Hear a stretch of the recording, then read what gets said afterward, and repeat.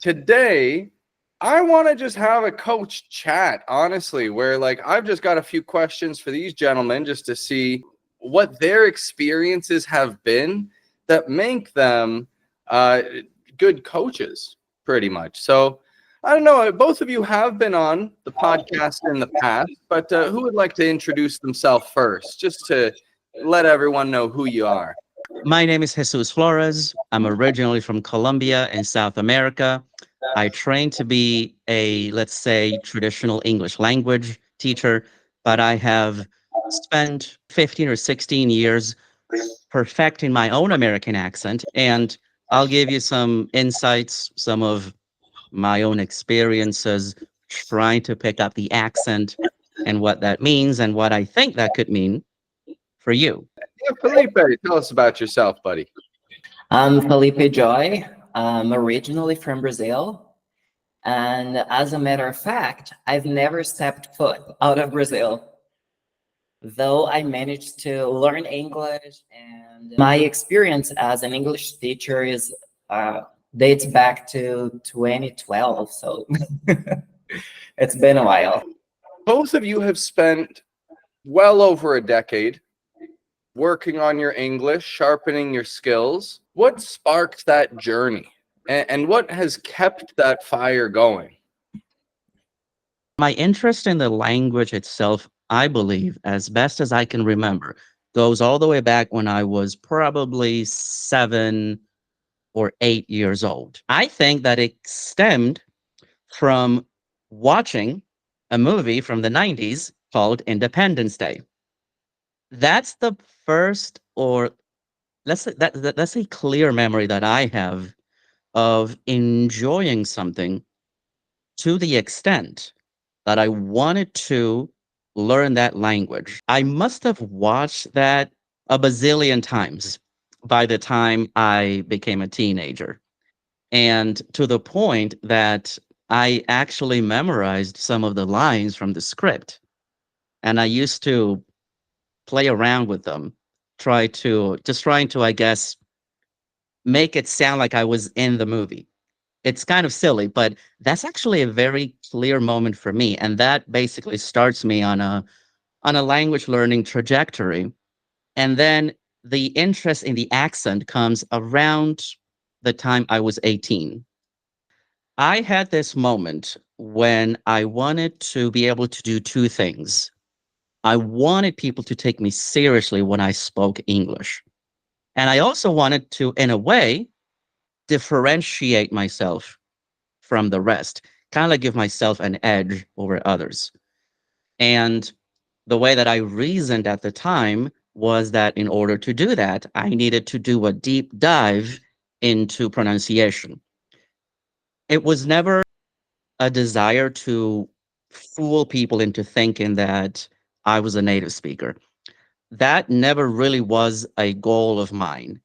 That has happened in the past, and it's a great feeling. And how does that feel when you can speak for so long and nobody would guess that you aren't a native speaker? It's been a long time since this happened, actually, because I guess after you speak in a way that people are used to, that's something that basically just disappears from their radar. And they're not really trying to think about where you're from, they're more focused on your message. I guess for me, one time that I remember this happening was when I first visited the US, and this was way back now in 2013. I went to a teachers conference um, in Dallas, Texas, and I was at the train station, I believe, and a random guy approached me and asked me something about schedules or something. But we engaged in a very short or brief conversation. And in the midst of that conversation, I mentioned that I was visiting the city to go to a teachers conference. And obviously, I guess I mentioned that I was coming from another country as a teacher. And that's when he said, "Wow, you sound just like one of us." I thought, I felt amazing. And I felt that that was a moment where it was confirmation that what I had been doing for a few years already was legit. This is how Americans really talk. And then that sense of accomplishment, kind of like a feather in your cap moment. That's it, really. Oh, that's fantastic. That's really cool to hear. And I mean, Felipe, for yourself, you've accomplished some incredible things for someone who hasn't even left Brazil. If you spent some time there, I'll bet you would probably close that gap, much like how Jesus has. So how did you achieve such a high level of proficiency? What's worked for you?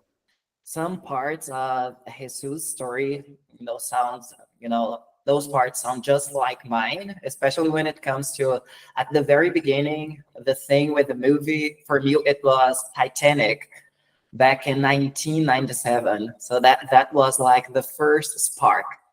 It was the first movie I've ever watched in English. And then, like, for the very first time, I had that moment with the language and I fell in love immediately. So fast forward, a couple of years, then I got like really interested in the language, studying by myself with dictionaries. So I would say that most of my career as an English educator is like, I would say 90% I've been more like self-taught than like learning from courses or etc.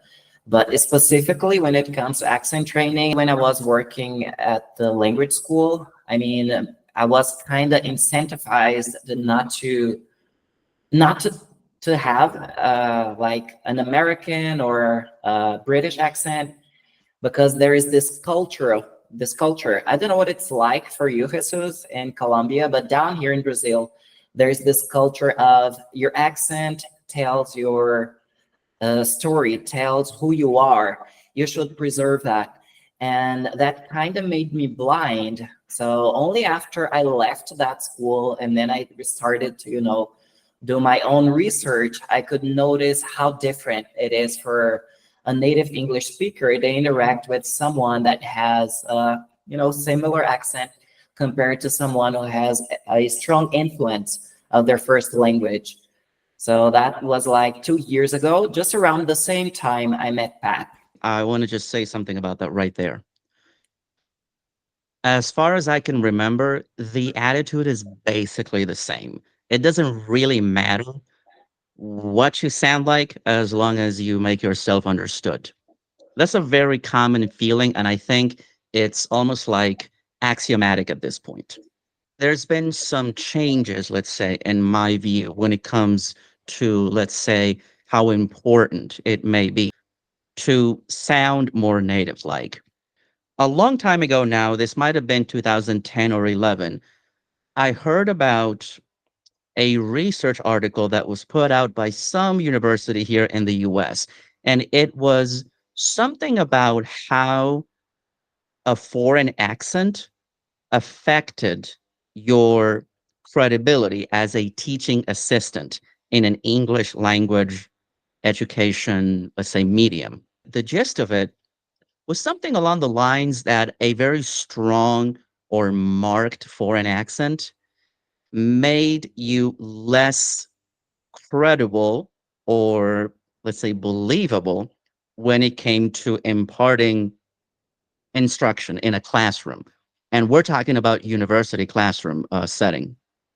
So that to me was influential at the time because, in a way, it was sort of external confirmation that there may be something to this idea of wanting to sound more native like, whatever that means actually, because even there's been a shift in the ELT field. And so that leads me to my second moment, which was, I'm sure you know what the CEFR is. There was a major revision that came out in 2020, and it moved away from the language of native speaker, and it shifted completely to competent speaker. That, in my view, was earth shattering because for years the native speaker has been the yardstick. But now, something as influential as the CEFR has now shifted tremendously from that, let's say, old standard. I still believe that people can do what I have done and what you have done too, Felipe. And I've had the situation with a student, and then she had a really thick accent. Not only it had influence from Portuguese, but also from the state where I'm from. So it's like an accent inside another accent. And it was really thick. I mean, when I use my accent in Portuguese, people from other states usually, sometimes they will laugh and they'll make fun of it, but that doesn't really matter because I'm speaking Portuguese. We can understand each other. But if you bring that specific accent into English, how is it possible that a native English speaker will understand a person from this very specific state inside of Brazil? It compounds that challenge. I absolutely agree with you there. All I'm saying is that if you pay attention to the tenor of the message spread around from major influencers, and I'm thinking of obviously teachers on YouTube with huge audiences, the basic tenor of the message is that clear pronunciation does not necessarily equate with, let's say, an easy to understand accent. And so I think that in a way, we have let's say, an additional challenge of motivating people to go that extra mile. That's what I'm saying, because that's what you hear from most people these days. It doesn't really matter what accent you have. It's all about intelligibility, comprehension. I mean, you know the script. Would you say that compared to the past or compared to the standards that you set for yourself, would you say that the bar has been kind of lowered in that sense? Like maybe just to make it easier for people so people feel more accepting of their abilities, they said, yeah, well, we're going to lower what your expectations of yourself, what you can accomplish. We're going to tell you you can accomplish less. I definitely feel that way right now. What we are doing in a way kind of goes or is going against the grain. I'm just going to give one quick example here. I follow some podcasts, here and there, continuing to practice listening. And there was this IELTS preparation podcast, I believe, that I used to listen to. And there was this examiner slash instructor, and his foreign accent was quite noticeable. Nothing against, obviously, this person. They are definitely well versed in their field. But considering that the standard of, curriculum design is the CEFR, and it used to be the typical language of native speaker benchmark, to see something like this, in a way, kind of solidifies this opinion that I hold, that in a way we're kind of going against the grain. And, I do believe that the standard has, the bar has been lowered. I'm sure there's a lot of reasons why. I've done some thinking of my own or reflecting of my own there, but I can tell you more about that later. Okay, and how about you, Felipe? Do you feel like there's a lower standard of English now than what you would like to see? I was talking to this guy the other day, and he's at this prestigious university, it's local, but it's prestigious.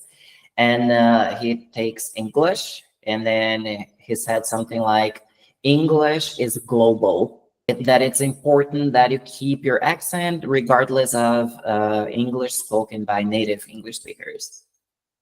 Do you think it's something that limits people's capabilities to think that way, or do you think it enforces them? What do you think?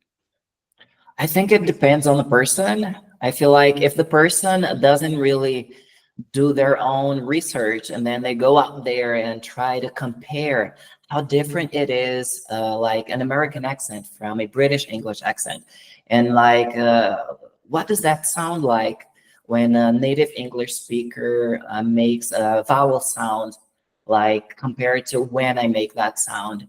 And if the person is not tuned in, to all those details, maybe it's gonna be, bad for them. I mean, yeah, in that sense, it's limiting.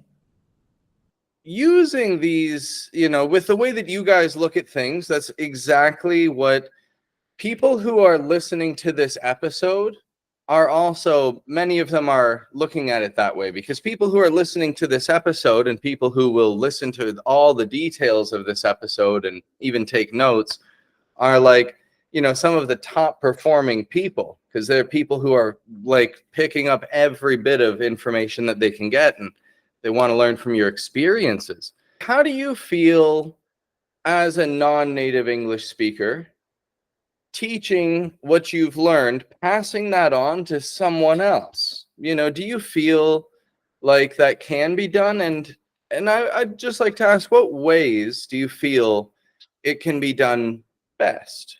And whoever wants to take that question first, go right ahead. In a way, I definitely feel that because of my condition as a non native, for a lot of people that are looking for these services, that is kind of a, make or break.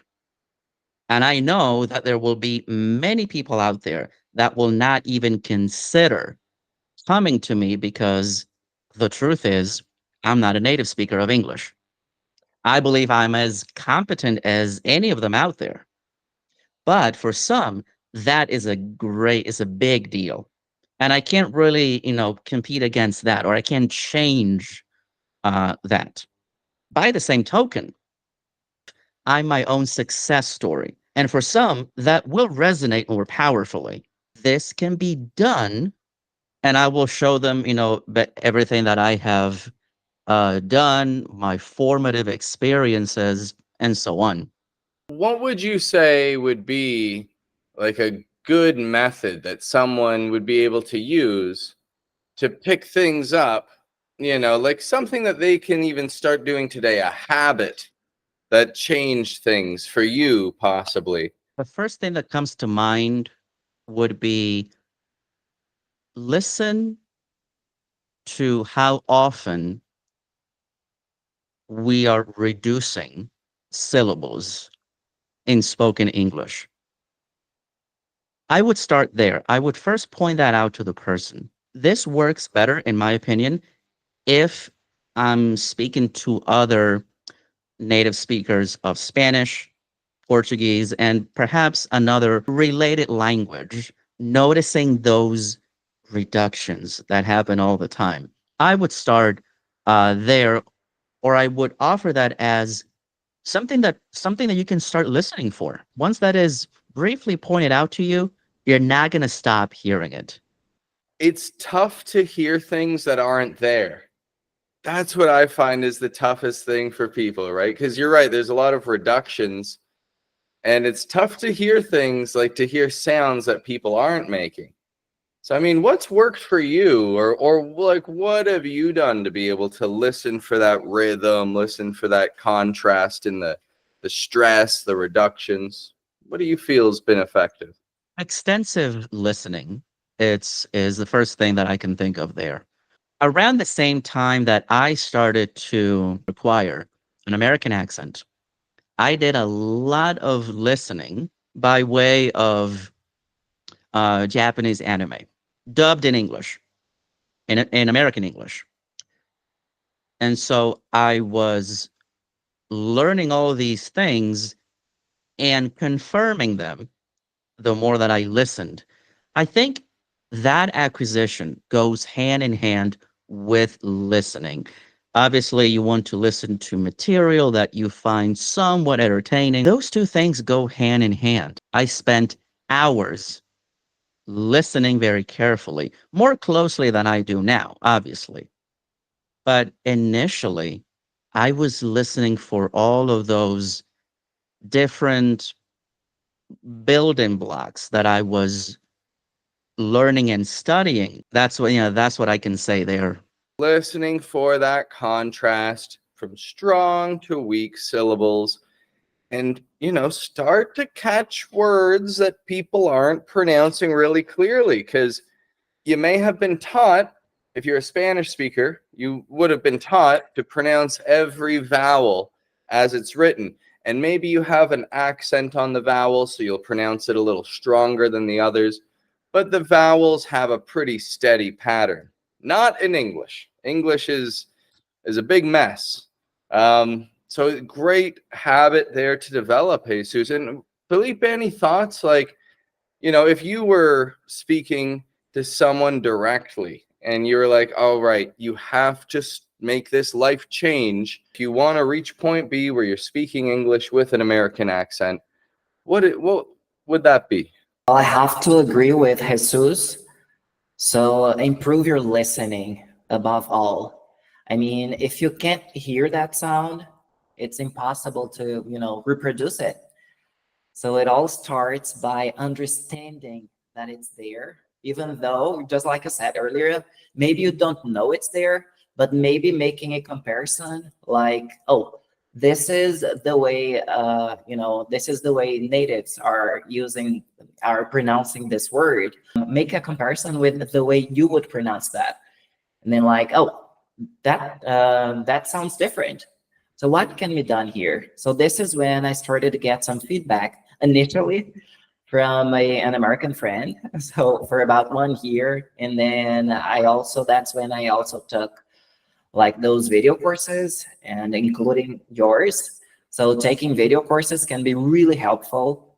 And then I moved on to the sessions, to the one-on-one sessions with you. And that was like the game changer. Interesting. Okay, video courses. I like what you mentioned there. I mean, oh yeah, okay, number one, yeah, sure, I've got a video course for sale. But aside from that, I think what you're saying with listening and video courses, like video courses, if it's a good video course, it's going to focus on a few core concepts. You don't want to buy a video course of everything at once, because it's going to kind of overwhelm you with information, right? But if you get a good video course that's focusing on vowel sounds, or that's focusing on, English for tech, like for, the IT kind of workspace, then you've got to focus. And then you're listening for this specific context. I like how I think it's pretty cool. You're both coming from different languages, completely different experiences, and you both give the same answer. Listening is the key. Great answer, Jesus, on just listening for the patterns, and as Felipe mentioned as well, get some focus in there. Like what made you take that step, Felipe? Need to actually put some money down and you make it happen. Like, what made that happen for you? What changed that pattern and made you invest in accent training? I had an argument with a former coworker, and then I remember there was like this meeting with all the teachers and the school coordinator. Then this coworker was really tough on me, and unfortunately, there was this American guy who was also a teacher over there, and then both of them attacked me. I was defending, like, okay, for me, it makes no sense to use Portuguese, as like, to use the sounds of Portuguese to speak English. And they were like, oh, but there is this author, he says you should keep your accent and etc. And maybe that I ended up quitting my job. And maybe that was the trigger for me, like, oh, I believe there is a better way. I believe I can sound better. And I believe I can also help other people sound better and feel more confident with their English. Felipe, just for a moment there now, you kind of started that story out right in the middle of the book. Could we turn back a few pages? What sparked that argument? What kind of made it, what got it to that point where you had two of your colleagues attacking you and it drove you to this. I'm just curious, like, what was the situation, as you recall, that Mhm. kicked things off there? Because that sounds like you're very passionate about this when you put it like that. Oh yeah.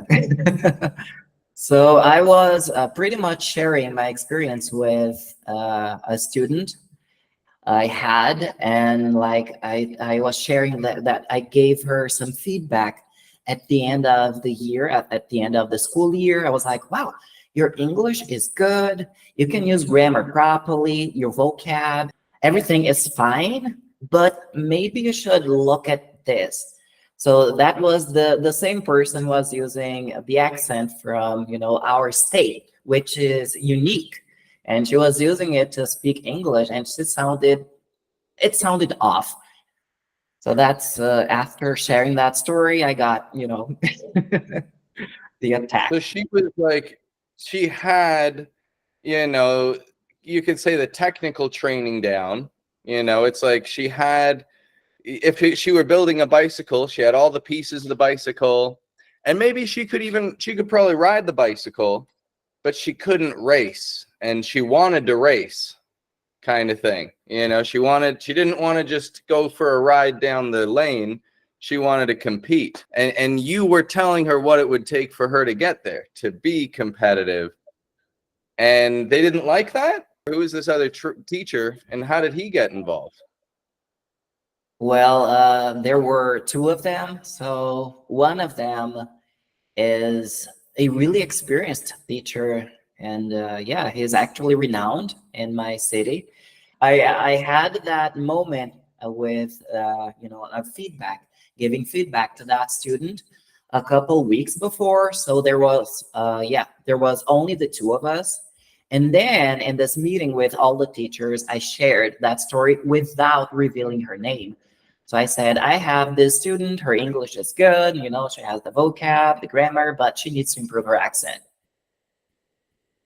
Uh, okay, and they didn't like that. That's interesting. Exactly. I have not had anything close to that kind of experience. So I guess I've lived in an echo chamber forever. One thing I'd like to ask about briefly is just kind of, how do you feel that you help people build confidence for real world situations? Look for real life opportunities to apply what you're learning. I did a lot of that in my own journey. I started working on my American accent when I was 18. And I was very fortunate to have the opportunity to attend some international education fairs that would go to my home city. And the very first one that I attended was in 2009, and it was a fair of US university representatives going there to scout for potential new students. And I went to every single stand, and everybody understood me perfectly. I still remember that was one of my formative experiences. So seek them out. Do not be afraid. Apply that in the real world. That was real world for me. So I'm sure you can find something like that out there. Seek out the opportunities. Don't wait for them to come to you. This Jesus, you were probably in Colombia at the time, I guess. Where you Yes, I were? was. I was. Yes. Where Yes, they weren't hanging exactly. around your neighborhood. You had to go looking for them. To be fair, I was quite apprehensive at the beginning by what was going to happen, but I went for it. They didn't laugh you out of there and tell you to go No, home. No, I'll bet they listened, and I'll bet that you asked good questions. And Felipe, any thoughts, pieces of advice that to send us off on? Nowadays with the internet, there's podcasts, there are a lot of YouTube channels, there are a lot of video courses. I mean, even with your phone, you can download an app, and you can have dozens of dictionaries, and there are so many tools nowadays that you can use to help you improve your English and sound better and more confident. You don't necessarily need to move or to travel abroad. Very good. Very good. Well, this has been a great chat for today. Thank you very much for both of you for, taking time on this lovely Saturday afternoon to meet up so we can just get this information together and share it with everybody moving forward. Well, have a good one, guys.